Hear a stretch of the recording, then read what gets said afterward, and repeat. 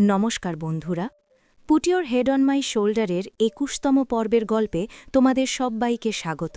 গল্পের এই পর্বে আমরা দেখতে পাই ইউনিভার্সিটিতে আজ গ্র্যাজুয়েশনের দিন। বাতাসে উৎসবের আমেজ আর ছাত্রছাত্রীদের মনে স্বপ্ন আর স্মৃতিদের আনাগোনা। মোমু যখন ক্লাসরুমের দরজা খোলে ঠিক তখনই এক তরুণ একরাশ গোলাপ নিয়ে বেরিয়ে আসে। ফুলের তোড়াটা এত বড় ছিল যে ছেলেটির মুখই ঢাকা পড়ে গিয়েছিল। মোমোর মনটা যেন খুশির প্রজাপতির মতো উড়তে শুরু করে। সে ভাবে গুওয়েই ওকে সারপ্রাইজ দেওয়ার জন্যই হয়তো ফুল নিয়ে এসেছে, কিন্তু পরক্ষণেই তার ভুল ভাঙে। ছেলেটি আসলে ম্যাংলুর বয়ফ্রেন্ড কে। মোমোকে দেখে সে কিছুটা অবাক হয়েই বলে, তুমি এখানে? আমি তো ম্যাংলুকে খুঁজছি, ওকে একটা সারপ্রাইজ দেব ভেবেছিলাম। কিছুক্ষণের মধ্যেই ম্যাংলু আর কে মিষ্টি মুহূর্ত দেখে মোমোর মুখে এক চিলতে হাসি ফুটে ওঠে। এরপর দৃশ্য বদলায়। ল্যাবে গ্র্যাজুয়েশনের গাউন পরে ছবি তোলার জন্য তৈরি হচ্ছে গুওয়েই। তার বন্ধু জাওলি আর প্রফেসর তাকে ছবির জন্য প্রস্তুত করতে ব্যস্ত। এমন সময় তার সিনিয়র ইন গুওয়েইয়ের চুলের স্টাইল ঠিক করে দিতে এগিয়ে আসে। গুওয়েই একটু ইতস্তত করে বলে, না না ঠিক আছে, আমি নিজেই করে নেব। সবাই মিলে ছবি তোলে। অন্যদিকে মোমোও তার বন্ধুদের সাথে হাসি খুশিতে মেতে ওঠে, ক্যামেরাবন্দি করে রাখে তাদের শেষ মুহূর্তগুলো। এর কিছুক্ষণ পর প্রফেসর গুওয়েই আর জাওলিকে ফুলের তোড়া উপহার দেন। সিনিয়র ইন লক্ষ্য করে যে গুওয়েইয়ের টাইটা ঠিকভাবে বাঁধা হয়নি। সে গুওয়েইকে বলে, তোমার টাইটা কে বেঁধে দিয়েছে? এই বলে সে যেই না টাইটা ঠিক করতে হাত বাড়াচ্ছে, ঠিক তখনই সেখানে মোমো এসে হাজির হয়। দৃশ্যটা দেখে মোমোর মুখটা অভিমানে লাল হয়ে ওঠে। মোমোকে দেখতে পেয়ে গুওয়েই সাথে সাথে ইনের হাত সরিয়ে দেয়। জাওলি তখন মোমোকে তাদের একটা ছবি তুলে দেওয়ার জন্য অনুরোধ করে। প্রথমবার আলাপ হওয়ায় সে মোমোকে বলে, তুমি ফ্রি থাকলে আমাদের ল্যাবে এসো কিন্তু। ছবি তোলার সময় জাওলি দেখে গুওয়েই আর ইন একে অপরের থেকে বেশ কিছুটা দূরে দাঁড়িয়ে আছে। সে বলে, তোমরা এত দূরে কেন, একটু কাছে এসো। মোমো অনিচ্ছা সত্ত্বেও তাদের ছবি তুলে দেয়। এরপর জাওলি মোমোর সাথে একটা ছবি তুলতে চাইলে গুওয়েই সরাসরি না করে দেয়, কিন্তু গুওয়েইকে জেলাস ফিল করানোর জন্য মোমো হাসি মুখে রাজি হয়ে যায়। যেই না মোমো আর জাওলি একসাথে সেলফি তুলতে গেছে, গুওয়েই আর স্থির থাকতে পারে না। সে সোজা তাদের দুজনের মাঝখানে এসে দাঁড়ায়।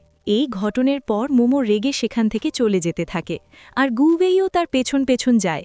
বন্ধুদের সামনে ম্যাংলো বলে ওঠে, আমাদের সবার কাছে ফুল আছে, শুধু মোমোর কাছেই নেই। গুওয়েই তখন তার হাতের ফুলটা বাড়িয়ে দিয়ে বলে, এটা মোমোর জন্য।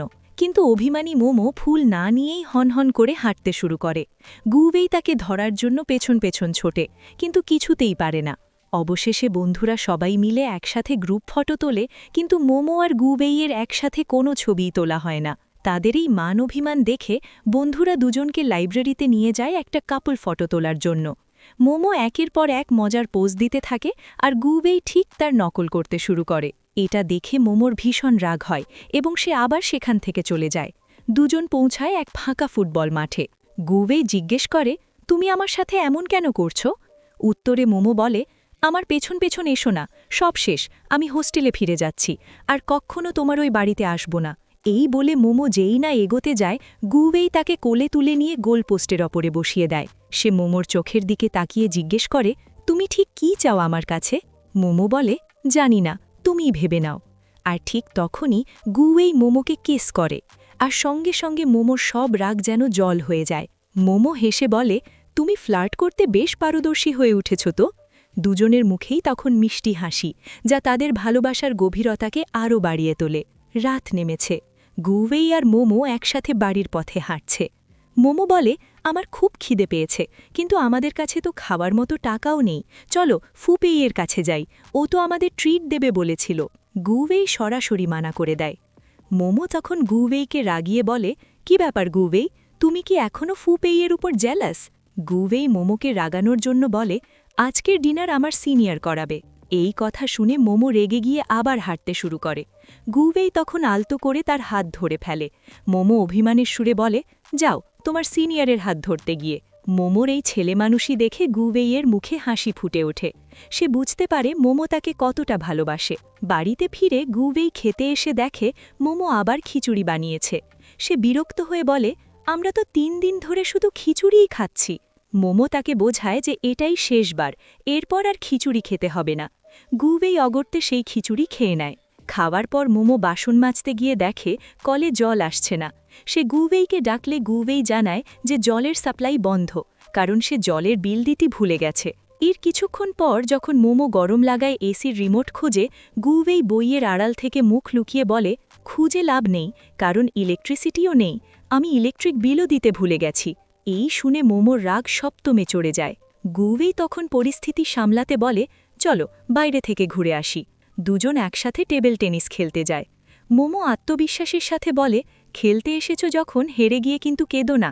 সে ভেবেছিল গুওয়েই আগের মতোই খারাপ খেলবে, কিন্তু খেলা শুরু হতেই মোমো অবাক হয়ে যায়।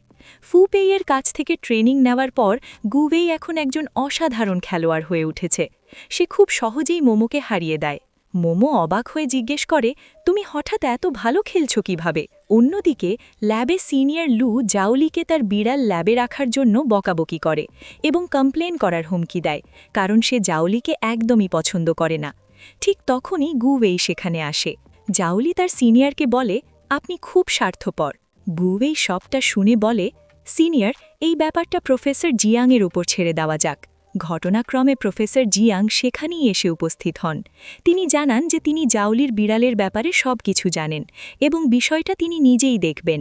এরপর সিনিয়র লু ইনের কাছে ফু পেইয়ের নামে খারাপ কথা বলতে শুরু করে। সে বলে, ফু পেই একটা অযোগ্য আর উদ্ধত ছেলে, ওর কোনো লেভেলই নেই। দূর থেকে গুওয়েই সবটা শুনতে পায়। তার খুব রাগ হলেও সে চুপচাপ তাদের মাঝখান দিয়ে চলে যায় এবং যাওয়ার আগে বলে, জাওলিকে আর বিরক্ত করবেন না, ও থাকার জন্য নতুন জায়গা খুঁজে পেয়েছে। গল্পের শেষে মোমো যখন হোস্টেলে তার জিনিসপত্র গোছাচ্ছিল, তখন সে তার প্রথম টিউশনের জমানো কিছু টাকা খুঁজে পায়। খুশিতে তার মন ভরে ওঠে। ঠিক তখনই গুওয়েই তাকে ফোন করে। তার পরীক্ষা শেষ। সে মোমোকে বলে, প্যাকিং হয়ে গেলে আমাকে ফোন করো, আমি তোমাকে নিতে আসব। এরপর মোমো যখন ল্যাবে যায়, সে ইন আর সিনিয়র লুয়ের সাথে দেখা করে। সিনিয়র লু জানতে চায় মোমো কে। ইন জানায়, ও গুওয়েইয়ের গার্লফ্রেন্ড। সিনিয়র লু অবাক হয়ে বলে, ওর তো আমাদের ফিল্ডেরও নয়। তার কথাই ছিল এক রাস্তাচ্ছিল্য। ইনের গুণ খারাপ হয়ে যায় এবং সে সেখান থেকে চলে আসে। লাইব্রেরিতে গুওয়েই যখন বই পড়ছিল, মোমো মেসেজ করে জানায় যে সে ল্যাবে তাকে না পেয়ে লাইব্রেরিতে আসছে। গুওয়েই আর মোমো একসাথে তাদের নতুন বাড়িতে ফেরে। কেনা জিনিসপত্র দিয়ে দুজনে মিলে স্বপ্নের মতো করে তাদের ছোট্ট সংসারটা সাজিয়ে তোলে। আর এই মিষ্টি মুহূর্তের সাথেই শেষ হয় আমাদের আজকের এই পর্ব। আবার দেখা হবে পরের পর্বে এক নতুন গল্প নিয়ে।